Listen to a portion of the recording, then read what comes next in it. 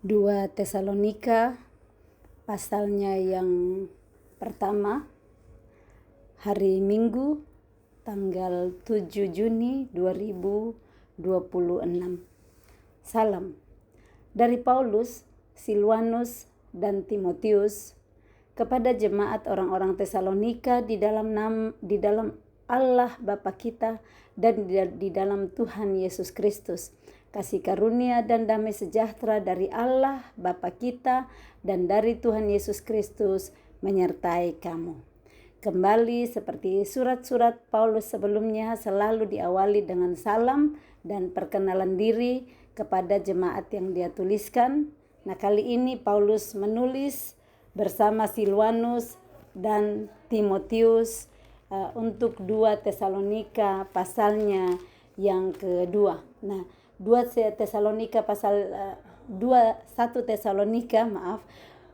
Tesalonika dia juga menulis dengan Silwanus dan Timotius. Nah, Silwanus itu Silas, dan 2 Tesalonika Paulus juga menulis bersama Silas dan Timotius. Jadi kalau ada kita baca namanya Silwanus, itu Silas.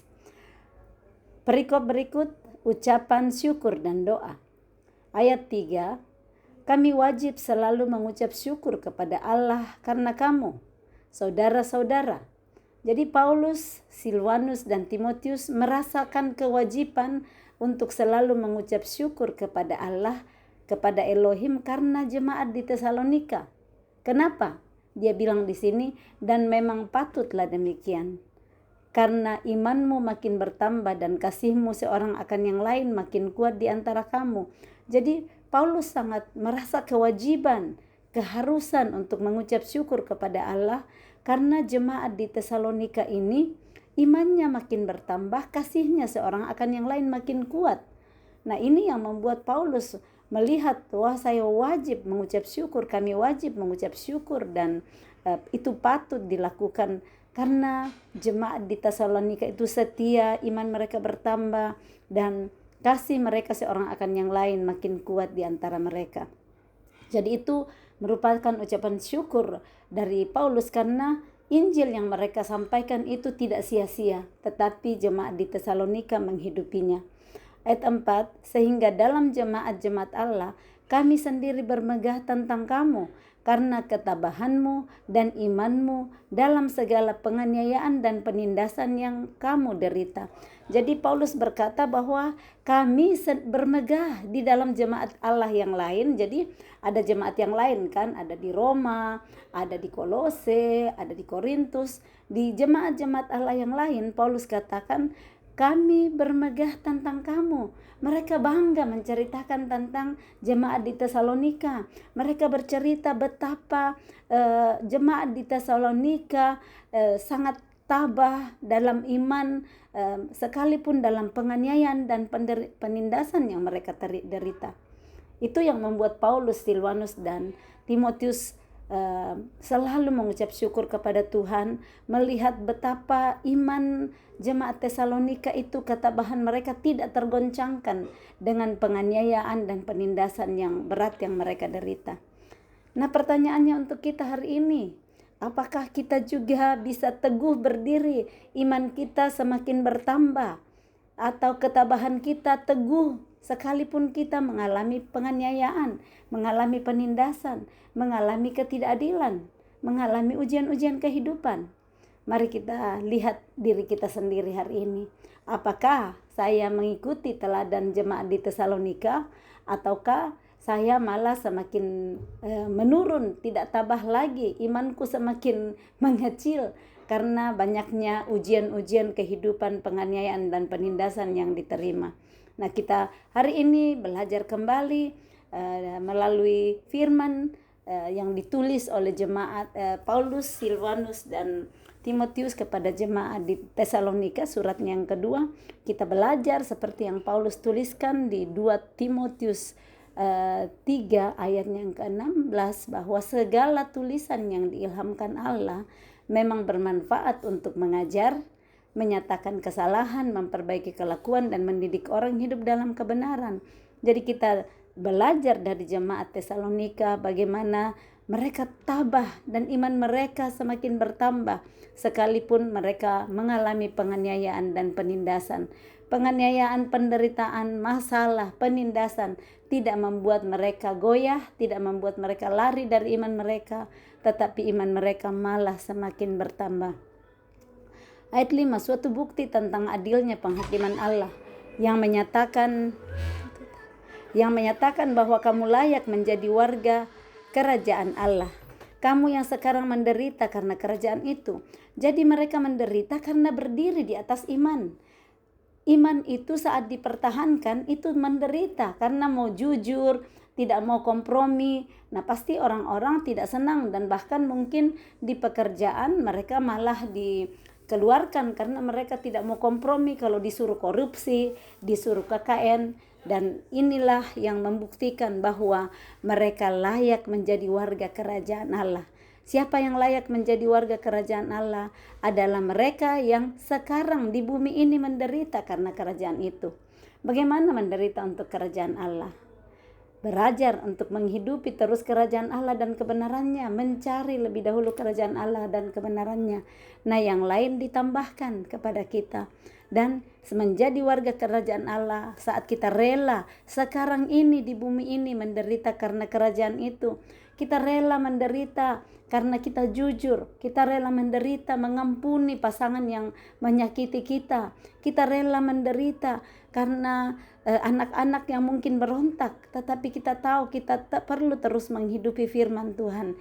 Nah, ternyata saat kita mengalami penganiayaan dan penindasan, tapi kita terus tabah dan iman kita terus bertambah, itu kita layak menjadi warga kerajaan Allah. Ayat 6, sebab memang adil bagi Allah untuk membalaskan penindasan kepada mereka yang menindas kamu. Jadi sebenarnya adil kalau Tuhan balas penindasan yang orang lain lakukan terhadap kita, dan untuk memberikan kelegaan kepada kamu yang ditindas, dan juga kepada kami pada waktu Tuhan Yesus dari dalam sorga menyatakan dirinya bersama-sama dengan malaikat-malaikatnya dalam kuasanya di dalam api yang bernyala-nyala, dan mengadakan pembalasan terhadap mereka yang tidak mau mengenal Allah dan tidak mentaati Injil Yesus Tuhan kita. Mereka ini akan menjalani hukuman kebinasaan selama-lamanya, dijauhkan dari hadirat Tuhan dan dari kemuliaan kekuatannya. Nah, apakah kita mau untuk menjalani hukuman kebinasaan selama-lamanya? Atau tidak apa-apa kita menderita untuk sementara waktu di bumi ini karena kerajaan sorga? Kita rela untuk mati, menderita daging kita karena kita mau untuk hidup melakukan firman, menjadi pelaku firman, memperhatikan perintah-perintahnya, mentaati perintah-perintahnya dan menghidupinya. Karena saat siap kita mau mentaati perintahnya, melakukannya, maka kita tidak akan menjalani kebinasaan selama-lamanya, tetapi kita akan hidup bersama Dia dengan diselamatkan sampai kepada kekekalan. Mereka ini akan menjalani hukuman kebinasaan selama-lamanya, dia jauhkan dari hadirat Tuhan dan dari kemuliaan kekuatannya. Ayat 10, apabila ia datang pada hari itu untuk dimuliakan di antara orang-orang kudusnya dan untuk dikagumi oleh semua orang yang percaya, sebab kesaksian yang kami bawa kepadamu telah kamu percayai. Karena itu kami senantiasa berdoa juga untuk kamu, supaya Allah kita menganggap kamu layak bagi panggilannya dan dengan kekuatannya menyempurnakan kehendakmu untuk berbuat baik dan menyempurnakan segala pekerjaan imanmu. Jadi Allah lah yang melihat apakah kita layak bagi panggilannya.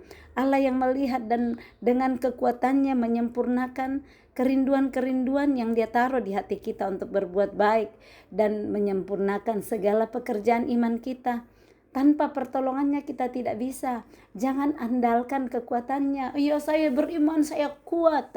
Kalau tidak ada Tuhan, Roh Kudus yang memberi kekuatan iman di dalam kita, kita nggak bisa. Kita pasti nyerah dengan begitu panasnya api pembakaran, dengan ujian-ujian yang ada.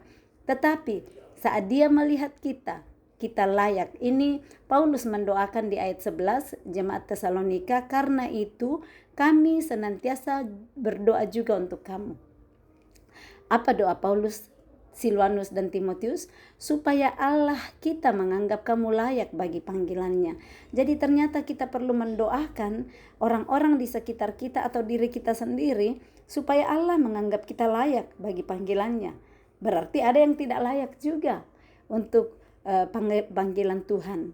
Jadi bagaimana supaya kita layak di dalam panggilannya? Ya kita taat kepada perintah-perintahnya. Kalau kita mau misalnya manggil seseorang tapi diminta satu saja dia nggak mau dengar-dengaran, pasti nggak layak lah ya. Kita pasti nggak mau pilih orang itu untuk melakukan panggilan. Misalnya kita mau minta tolong seseorang untuk pergi ke tetangga, untuk mungkin bawain makanan atau apa, dia nggak mau. Saya nggak mau. Nggak mungkin lah kita akan mengambil orang itu lagi untuk bekerja.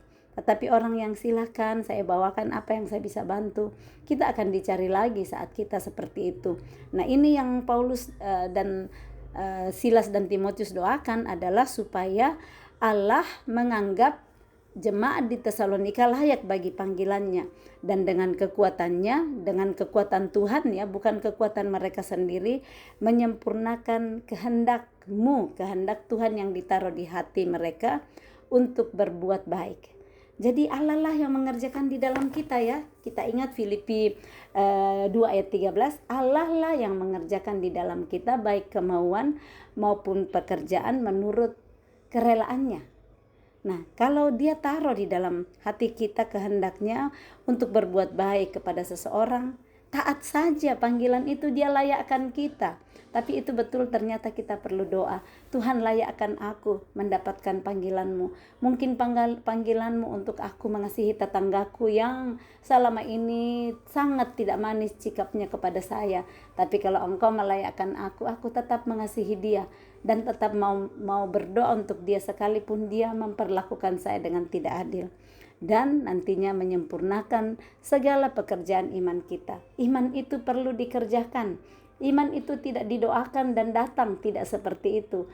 Iman itu dikerjakan saat ada ujian datang, saat tidak ada harapan, saat kita tidak lihat pintu terbuka. Iman kita digenjrot, iman kita dikuatkan untuk melihat, Tuhan aku percaya. Sekalipun di depanku tidak ada jalan, sekalipun di depanku jalan buntu, ada gunung menghalangi saya, tetapi aku percaya bersama dengan Engkau selalu ada harapan. Bersama dengan Engkau aku sanggup memindahkan gunung masalah dalam hidupku yang orang bilang tidak mungkinlah dipulihkan, tidak mungkinlah kamu keluar dari hutang-hutangmu, tidak mungkinlah istrimu mau menjadi baik, tidak mungkin. Semua yang tidak mungkin menurut manusia itu mungkin bagi Tuhan dan mungkin bagi orang yang percaya. Nah inilah yang dikatakan oleh Paulus di dalam doanya, supaya Tuhan menyempurnakan kehendaknya dengan kekuatannya untuk kita mengerjakan, menyempurnakan segala pekerjaan iman kita. Jadi mari kita terus kerjakan iman kita, kerjakan keselamatanmu dengan takut dan gentar. Itu kata Petrus ya. Petrus bilang 1 Petrus 4 ayat 7, kerjakanlah keselamatanmu dengan takut dan gentar. Nah keselamatan kita itu adalah iman. Kita mengimani bagaimana maaf saya salah ini ya, ayatnya ini bukan 1 Petrus 4 ayat 7. Saya campur yang ini ya, bukan itu. Kalau 1 Petrus 4 ayat 7, kesudahan segala sesuatu sudah dekat. Karena itu kuasailah dirimu dan jadilah tenang supaya kamu dapat berdoa. Saya lupa ayatnya di mana yang kerjakanlah keselamatanmu dengan takut dan gentar. Tetapi ada firman tentang itu. Jadi keselamatan kita, iman kita kerjakan terus dengan takut dan gentar kepada Dia. Tuhan sanggup untuk mendongkrak, menaikkan iman kita saat kita taat kepada Dia, saat kita sungguh-sungguh percaya, yang betul-betul di depan mata kita nol, tidak ada harapan. Tetapi saat kita percaya, di sanalah iman kita dibangkitkan oleh Dia, dinaikkan dari satu iman ke iman yang berikut. Ayat 12, sehingga nama Yesus Tuhan kita dimuliakan di dalam kamu, dan kamu di dalam Dia, menurut kasih karunia Allah kita dan Tuhan Yesus Kristus. Jadi saat kita melakukan panggilannya, kita dilayakkan melakukan panggilannya, Dia memberikan kekuatan kepada kita, menyempurnakan kehendaknya melalui hidup kita. Kita bertindak baik, melakukan pekerjaan baik yang Dia sudah siapkan sebelumnya kepada kita, di mana Dia mau untuk kita terus hidup di dalamnya. Dia menolong kita menyempurnakan segala pekerjaan iman kita. dari yang iman kita yang kecil sekali, tidak pernah melihat ada harapan, lanjut dan lanjut bertumbuh seperti iman sebesar biji sesawi sanggup memindahkan gunung. Saat kita latih dan Tuhan kasih dari satu masalah yang di kelas pemuridan kami sebut ujian, dari satu ujian ke ujian berikut, itu level iman kita naik. Kalau sebelumnya kita belum pernah melihat bagaimana mengimani ke tempat parkir dan semua full banyak orang, kita imani Tuhan siapkan malaikat, Tuhan siapkan satu tempat parkir. Imani begitu, benar-benar ada satu tempat. Kalau nggak terbiasa begitu, ada yang lebih besar lagi, kita nggak bisa imanin. Jadi kita harus melatih iman kita supaya dari iman yang satu ke iman yang berikut, dari iman yang hal-hal biasa, Tuhan akan naikkan level berikutnya. Dan tujuannya adalah apa? Sehingga nama Yesus Tuhan kita dimuliakan. Jadi tujuannya hanya satu di dalam pengerjaan iman kita.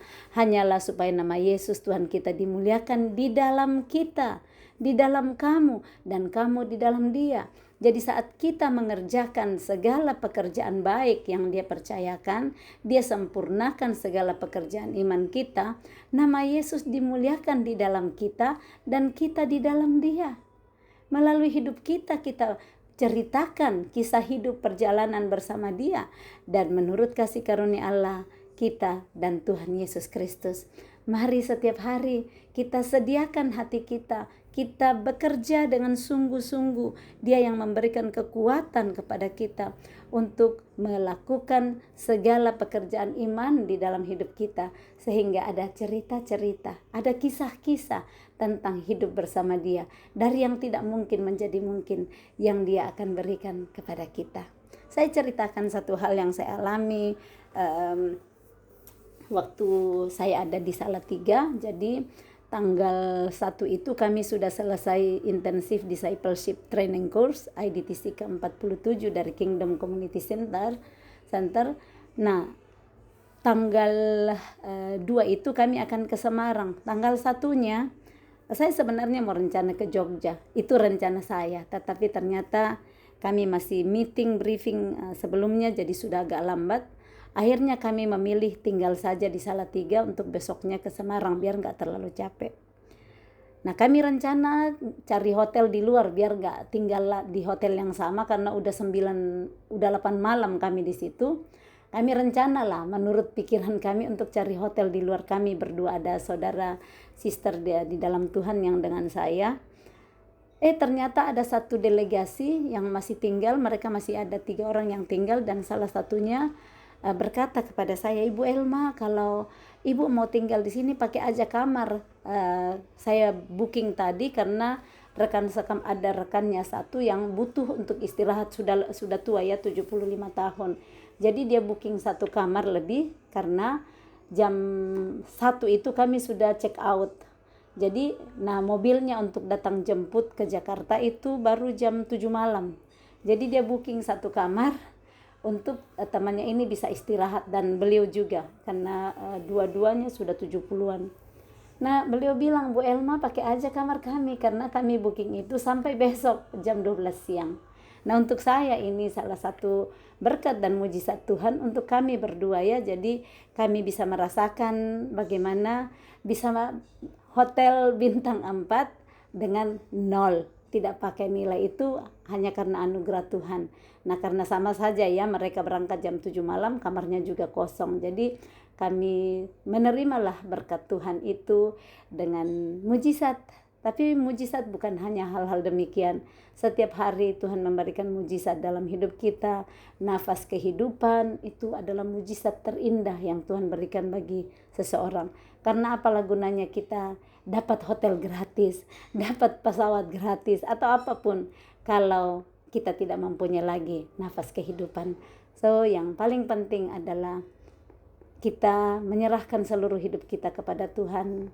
Serahkanlah hidupmu kepada Tuhan, percayalah kepadanya, dan Dia akan bertindak. Dia Allah yang tidak pernah meninggalkan kita. Dia setia memegang kita dengan tangan kanannya yang membawa kemenangan saat kita terus tekun, kita terus dengar-dengaran, memperhatikan segala perintahnya, dan melakukannya.